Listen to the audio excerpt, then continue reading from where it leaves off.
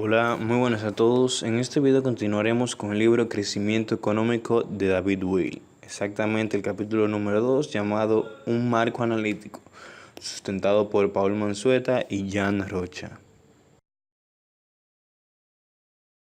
Partiendo de un hecho real, si observamos el mapa económico del mundo, nos salta a la vista inmediatamente dos tipos de países opuestos, países ricos y países pobres. La división entre países ricos y pobres no coincide necesariamente con países desarrollados y subdesarrollados. Para usar correctamente esta calificación tendríamos que poner en contexto algún otro factor subyacente, sea este económico, cultural o social. Aspectos metodológicos.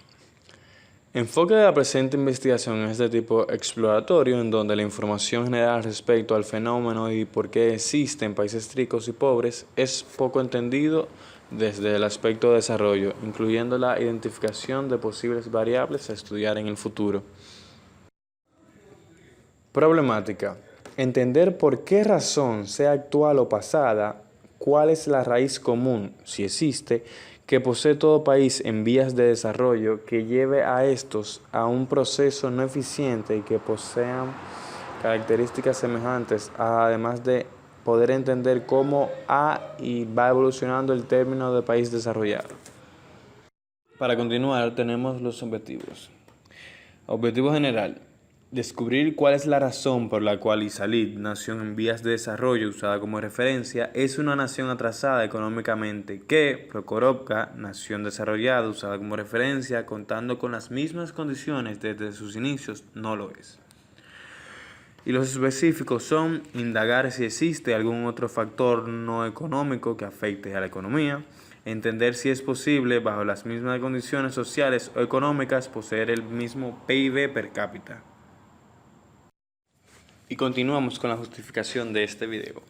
La justificación es: la presente investigación es realizada con el fin de identificar parcial o totalmente por qué existen países pobres y países ricos, tratando de buscar nuevas explicaciones que descubran y contribuyan a una descripción correcta de condiciones planeadas para al final explicarlas en clase. La justificación empleada será en todo momento teórica, ya que pretende contribuir al conocimiento de un área de estudio y sea de aporte para poder describir hechos que antes no eran descritos.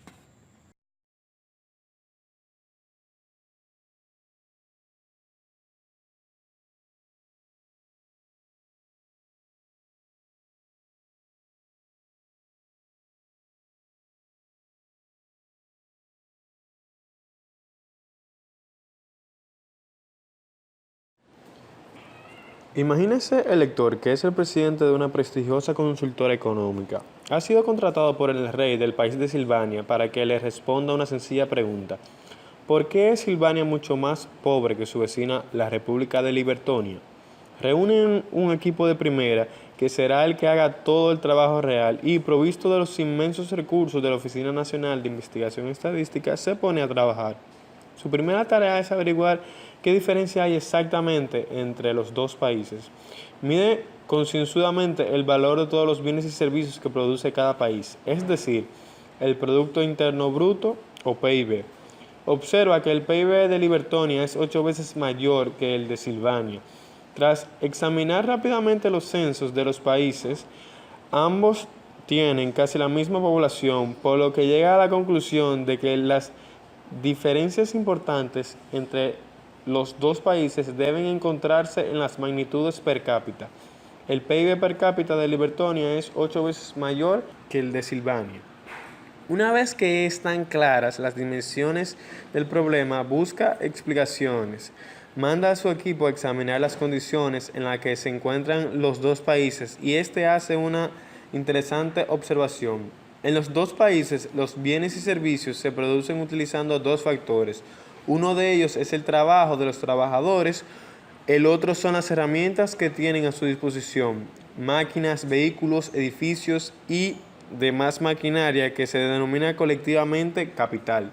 Su equipo se da cuenta de que en Libertonia cada trabajador tiene en promedio mucho más capital para trabajar que en Silvania. Además, En los dos países, cuanto más capital tiene un trabajador para trabajar, más produce. Estas observaciones sugieren que las diferencias entre los dos países en los que se refiere al capital de que dispone cada trabajador podría explicar la diferencia de renta entre Libertonia y Silvania. Pero, ¿cuál es la causa de esta diferencia de capital por trabajador? Su equipo tiene una posible respuesta. Observa que la cantidad de inversión, es decir, los bienes y servicios dedicados a la producción de nuevo capital y no al consumo, es mucho mayor en Libertonia que en Silvania. De hecho, calcula Libertonia invierte todos los años 32 veces más que Silvania.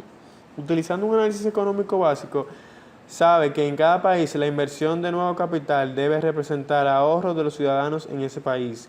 El hecho de que Libertonia ahorre más que Silvania no es realmente algo tan misterioso, ya que al fin y al cabo Libertonia es un país mucho más rico, pero observando las cifras ve que en Libertonia se ahorra una proporción mayor de la renta que en Silvania. Su inversión es 32 veces mayor, mientras que su renta solo es 8 veces más alta.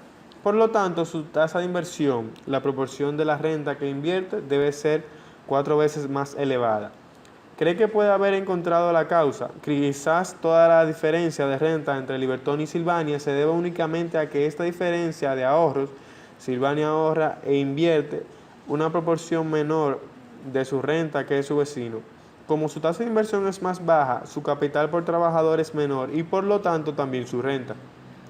Para evaluar esta teoría, plantea la siguiente pregunta a su equipo. Suponga que la única diferencia entre Libertonia y Silvania es que Libertonia invierte todos los años 4 veces más que Silvania. ¿Qué diferencia de renta cabe esperar que genere esta diferencia entre las tasas de inversión? Su equipo trabaja detenida y concienzudamente sobre esta cuestión y llega a la conclusión de que la diferencia de inversión puede explicar una parte de diferencia de renta entre los dos países, pero no toda.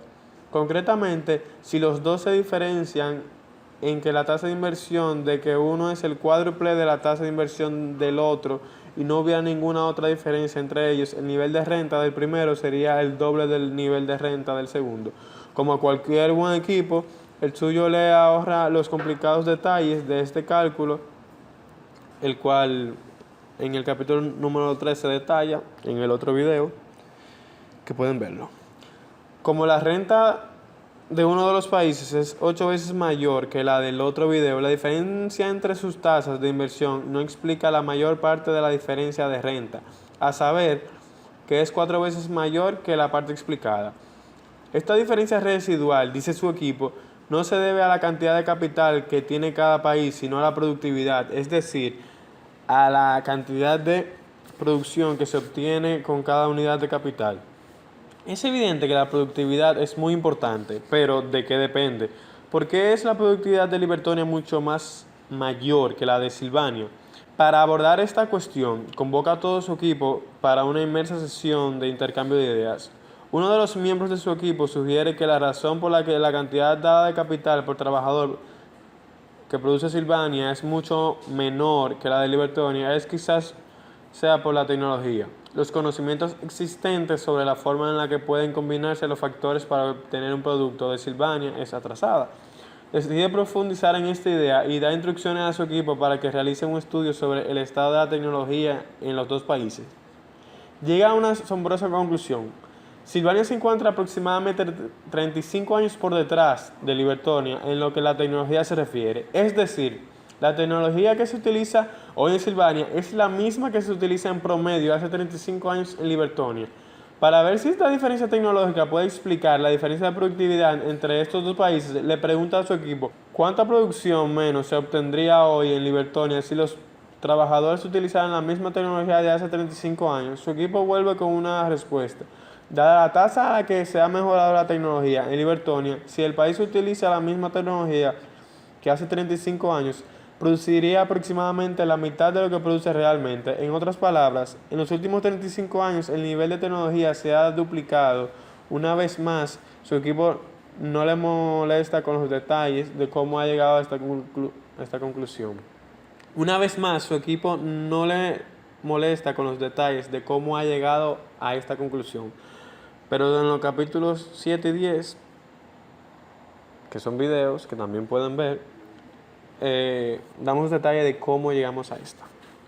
Por lo tanto, la mitad de la diferencia de productividad, que es 4 veces mayor, se debe a la tecnología, que es 2 veces mayor. Y el resto, su equipo dice que cuando se obtienen los dos países detenidamente, se percibe una pauta en la cual Libertonia da a entender que más capital y mejor tecnología y que también se encuentra simplemente mayor organizada.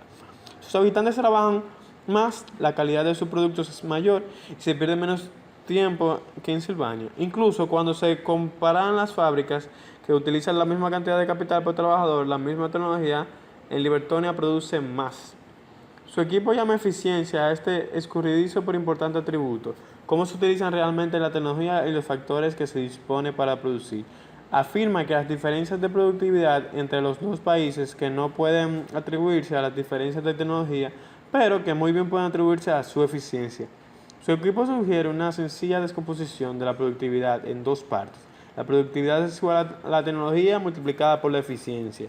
Como la productividad de Libertonia es 4 veces mayor que la de Silvania y la tecnología es 2 veces mayor, la eficiencia también debe ser 2 veces mayor. Sintetizando la investigación de su equipo, redacta un informe en el que explica que la pobreza relativa de Silvania tiene 3 causas: una tasa de inversión más baja, peor tecnología y menor eficiencia. Cada uno de estos problemas contribuye a duplicar la pobreza relativa de Silvania. Si pudiera eliminarse cualquiera de ellos, Silvania sería una cuarta parte rica de su vecina. Si pudiera eliminarse dos, sería la mitad de rica de su vecina. Si pudiera resolverse las tres, sería tan rica como Libertonia. Presenta su informe al rey en un magnífico banquete de estado, aunque el rey le da gentilmente las gracias, no está totalmente complacido. Usted le ha dicho lo que está mal, pero no cuál es la causa del problema. Es como si me hubiera dicho que el caballo real no ganó por una carrera, en la cual era la más débil y tenía una mal pezuña, pero no me ha dicho cuál es la causa de estos problemas. Por ejemplo, una dieta pobre, un entrenamiento excesivo o un cruce mal elegido. Quiero saber cuáles son las causas de los problemas en mi país. Y llegando al apartado 2.2 de la parábola a la práctica, en la parábola resaltamos dos factores específicos para aumentar la riqueza de cualquier país: la acumulación de los factores de producción frente a la productividad. También podemos distinguir entre dos elementos específicos que pueden aumentar la riqueza de un país: la acumulación de factores de producción frente a la productividad con que se utilizan esos factores. En la parábola el único factor de producción aparte del trabajo es el capital, pero veremos que también hay otros como la tierra. La tecnología puede analizarse desde el punto de vista de la investigación y el desarrollo, la difusión del conocimiento y los avances científicos.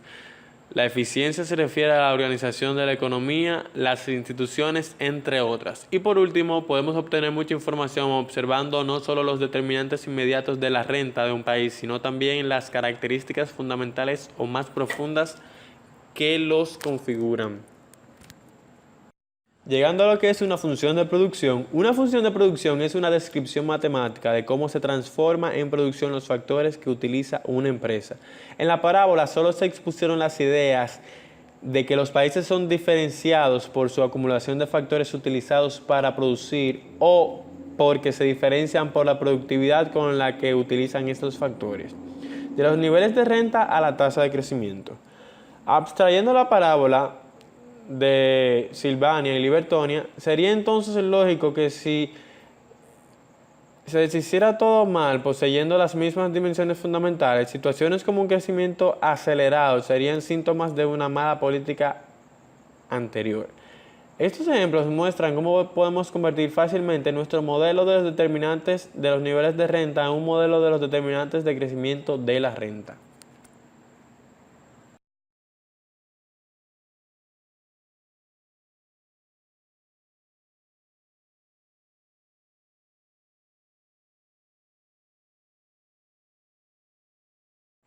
Y ahora, llegando a las características de los países desarrollados, comenzando por cómo identificar un país desarrollado.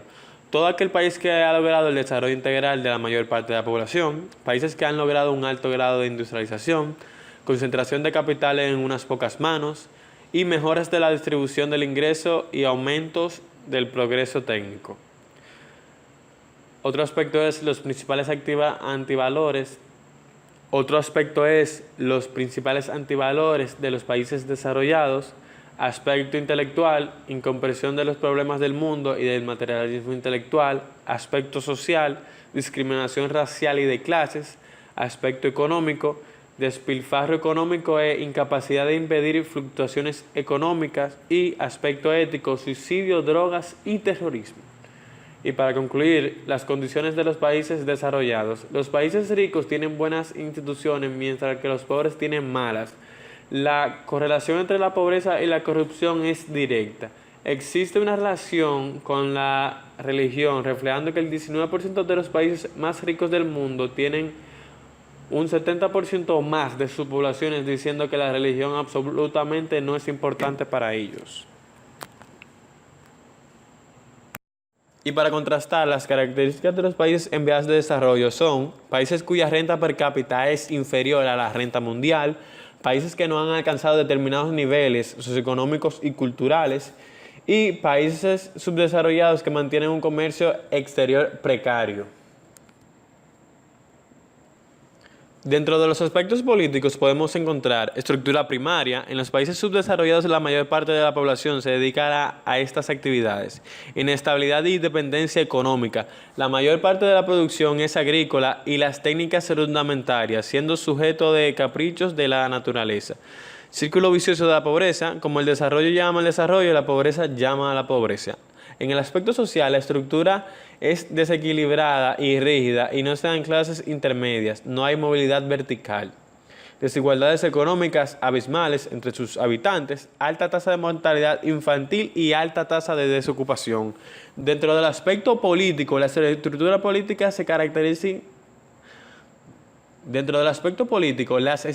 políticas se caracterizan por su inestabilidad. Hay un choque de generaciones, ideologías, partidos políticos que luchan por el poder, terminando con frecuencia en sucesivos golpes de Estado. Y sus gobiernos aportan poco o nulo presupuesto a la ciencia y tecnología. Ahora entrando en la dinámica del desarrollo, esta puede dividirse en tres aspectos: coherente, homogéneo e indivisible. Coherente debe ser realizado y aplicado en los diversos sectores que conforman la economía de un país, en particular sean estos sectores agrícolas como industriales. Homogéneo, existencia continua con el pasado. No se trata de destruir, sino de corregir los defectos e incrementar el desarrollo armónico, como lo hace una planta. Indivisible, procurar que no salgan beneficiados solo algunos grupos o individuos aislados, sino toda la comunidad. La economía no solo está basada en la producción de bienes, sino también en la repartición equitativa de estos. Y para concluir, hemos expuesto varias ideas y teorías sobre por qué existen países pobres y países ricos. Para concluir con la parábola, está marcado tres temas importantes que fueron expuestos en nuestra investigación. Número 1. La diferencia de renta per cápita, acumulación de los factores de producción y la productividad con que son usados. Número 2. Las diferencias de productividad entre los países, diferencias tanto tecnológicas como de eficiencia. Y por último, factores inmediatos que determinan las diferencias de renta, acumulación de factores, la tecnología y la eficiencia.